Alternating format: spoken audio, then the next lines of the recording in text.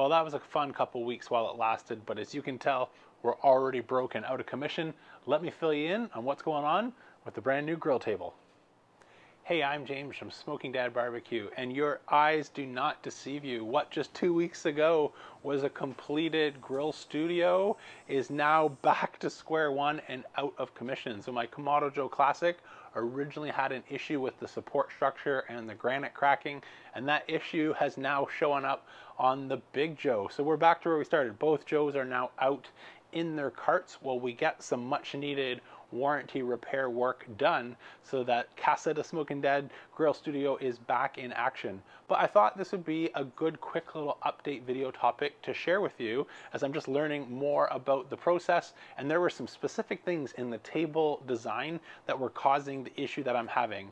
And so that prompted today's video where I could share what exactly is going on with the grill studio and table that I designed and the issues that sprung up from that, as well as just sharing more on the process. And so the manufacturer of the table that I picked is NatureCast, and so they make the tables, but you can't deal with them directly. You have to buy through a reseller, which is what my landscaper set up for me, where we are buying these tables through a local qualified installer. And so I learned a whole bunch more about the roles and the responsibilities of an installer, from the manufacturer to your landscaper that you might be working with. And in the spirit of maybe saving you some time, energy, and more importantly, frustration in the process, I thought I would give you a quick update to everything that's going on, as well as some ways that you could potentially mitigate some of the same issues from happening to you when you do your build. So it was just a little bit more than a week before there was trouble in paradise. I first noticed a hairline crack when I was cleaning the base of the Kamado Joe Classic Joe, which at that point I don't even think I had a chance to fire up. So it's not like this was a stress fracture from heat, and something that was maybe possible in the dead of winter when we're double-digit negative temperatures and you've got a hot grill. I could imagine that would put some stress on any sort of stone granite surface, even though I've used them in the past without any problems. But here we are in the dead of summer, and without even using the grill, I had a hairline crack.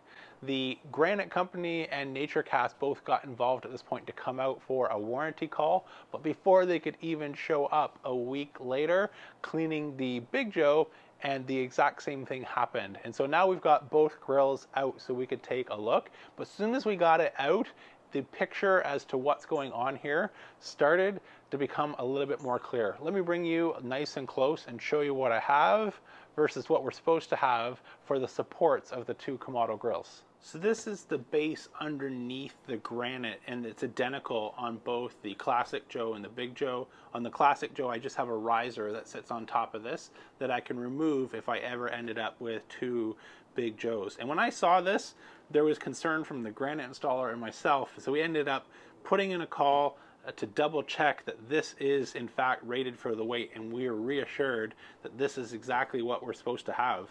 And that's surprising, because when you push on the back, you can see it's very much sturdy and supported, but just a little bit of a press here on the front, and this is not going to hold much of anything. A few pieces of charcoal and this would be bowing, let alone 500 pounds. But we listened to the experts and continued with the install as is.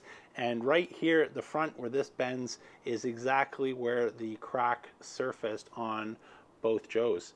Once we got them out, we noticed a few other things.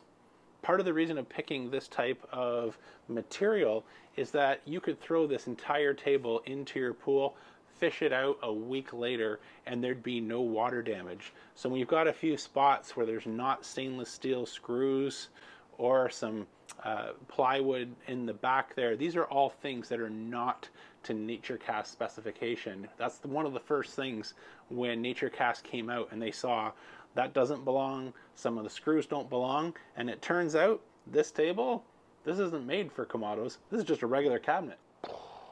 Yep, you heard that right. What we ended up with here is just a regular run-of-the-mill NatureCast cabinet, not the one specifically designed for 500 pounds plus to hold the weight of Kamado Joe or Big Green Eggs or even Kamado, which are even heavier, that they have plenty of examples installed on that. So how and where this happened in the process, I think really comes down to just double checking the order forms for your installer. Apparently, you know, a Kamado grill install for Smoking Dad Barbecue with renders showing 2 Kamados in those places wasn't clear enough, and accidentally what got ordered is just a regular run-of-the-mill drawer. And so this is frustrating and at the same time encouraging. At least we know what's causing the issue and it will be fixed. So there's some supports and renderings that I was just sent on how they'll be able to reinforce this and bring it up to spec with their 500-pound plus table design. But on the frustrating side, there's a 6 to 8 week lead time. These are all custom made components. And so I ordered this table early April, hoping to have it all done by May. And like all projects, a few little time delays creep into the picture. And it wasn't until late summer when we were finally move-in ready. So I'm hoping that it's not another 6 to 8 weeks to get this all sorted out. But I share all of that just to help you when you're building your table, is to really pay attention to the support structure. If you build it yourself, I've got a couple of plans I've posted and I've had absolutely no issues. But if you're going with an off-the-shelf table, make sure that out of the variety of cabinets that they get, particularly if you're working with a reseller, that you just don't go on their promises of this being the right cabinet, that you actually double check with the manufacturer. In my case, that's NatureCast, to make sure you've got the right cabinet in place. There's some other things that we're doing to help make sure this issue doesn't show up, and that's starting with the granite itself. So as a precaution with the granite, the next step that we're doing is adding some support bars. So they'll be cutting little slats in the bottom side of the granite and putting some metal in there, which will help increase some stability. Running the opposite direction, I'll just flash the render here of what NatureCast is doing to the table, where they will be building in, again, some flush metal supports that'll bring our cabinet up to spec where it's supposed to be. So between these 2 corrective measures, we will have the table up to spec from where it should have been from day 1, and hopefully be ready to get back to grilling. While I have you, there's a couple questions that came in about the table, and I really just want to get your feedback of what you'd like to see.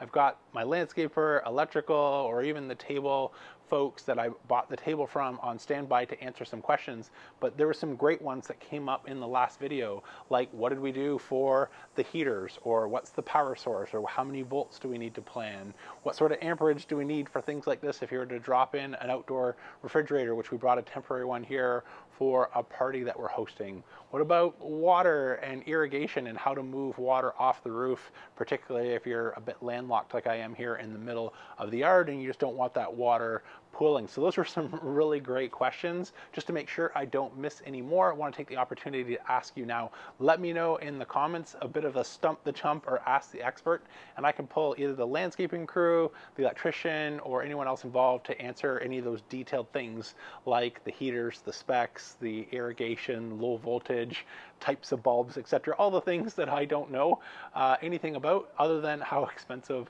they all are when I got the final bill. So that's it for today's quick update on the Smoking Dad kitchen. Let me know if there's anything else you want to see covered on the kitchen or in a future video down below. And thanks for all the members that have signed up. I've just launched channel memberships. Go check it out if you haven't seen that down below. And I'm getting ready for my first members only live Q&A session. We'll be doing these monthly, answering your questions, and a little bit more one-to-one. You don't need to wait for the sort of rigid structure of a video where I can't interact with you. So I'm really looking forward to that. Anyways, that's about it for today's video. I'm James from Smoking Dad Barbecue signing off. Remember, don't be afraid to fire it up.